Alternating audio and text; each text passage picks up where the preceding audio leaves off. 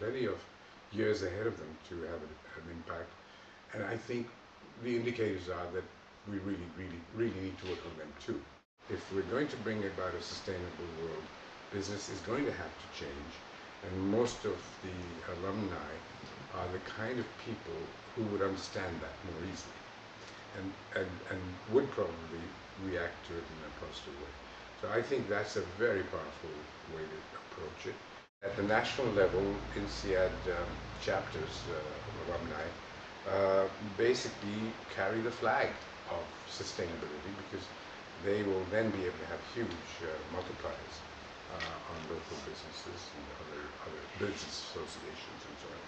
So I think there are many ways in which INSEAD could do it. My own feeling, I often wonder about this. I think a company that doesn't put its money where its mouth is not going to do well outside either. So the kind of commitment that Swiss Re has made to its own carbon footprint and its own ecological footprint is very important.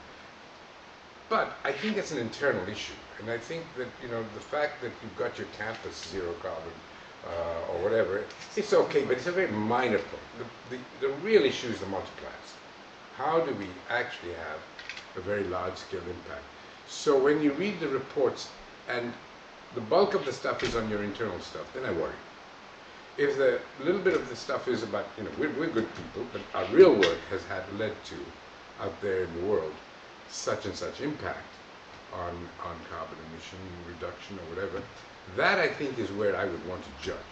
The future, I think, if I were going to business today, the future of a good business lies in managing scarce resources like water and like energy and like various kinds of industries that have a huge potential impact on the environment, which can be managed.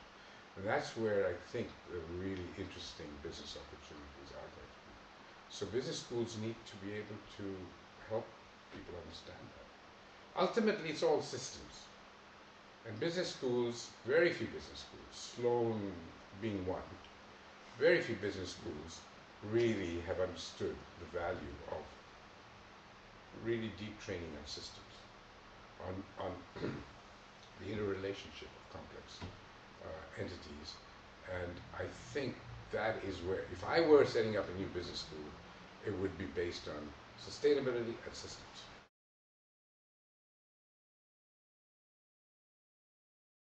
What immediately came to my mind when I read the proposal for a contest said, shouldn't we link that with the economics of adaptation study, in a sense of getting there the next step towards implementation on the things we as a company we can add on the risk transfer side, but the adaptation strategy often starts with simple things to be put in place, and it often needs still a business case around these simple things to really be put in place.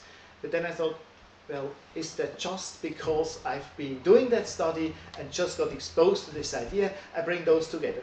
So for me it's a bit hard to judge, so I would rather propose this, but just be humble and say it's probably also just because I find it interesting as it just is currently in my mind. But if it would resound with others, well, I would certainly find it quite attractive to be part of that. Really, it has to be specific. Otherwise, it's a bit boring, because just any type of lump sum for anything you like to do. No, the more specific, the more challenging it is really to add to that thing in that domain. So if we could say it is really about sustainable concepts in that domain, and I would rather think about having 2 or 3 sectors a year or 2 after. But I would start rather narrow, specific, and in that sense focused, and then only open it up if it takes off. Why not having a thing which says that the real challenge is to get these things kind of intertwined? That you would say the key thing would be to find business cases which do integrate these 2 views on a problem. So they would really reduce emissions, at the same time increase resilience. And there are quite some of those in the space. It's probably more to pick them and calculate through whether they really fly. I think you're right. It would be, personally, I get most excited when you can solve more than one objective. And there are many ways in which adaptation and mitigation go together. Basically, doing certain things, building a dike or a water retention thing is really adaptation, and we know that. There isn't much it does to reduce carbon. But there are so many ways in which you can, in the field of agriculture, in the field of energy, growing jatropha, for example, is both, in a sense, you see. So adaptation is the choice of crops, is the choice of the outcomes, and at the same time mitigation can be had for the same reason. So I would say that my favorite ones would be where there's a synergy between the two, and that probably would be the category I would go for, but it would then exclude interesting other ones, and I think you should have a second sort of catch-all category which says others, which allows some interesting ones. The competition, as I was discussing with you a few days ago, competition makes sense to me if a business school ties up with a technical school. I mean, if you have a competition in which an ETH and an INSEAD get together, or a bunch of ETHs, I mean, even several universities, technical universities, then I think you've got synergies, intellectual and creative synergies that will really make it.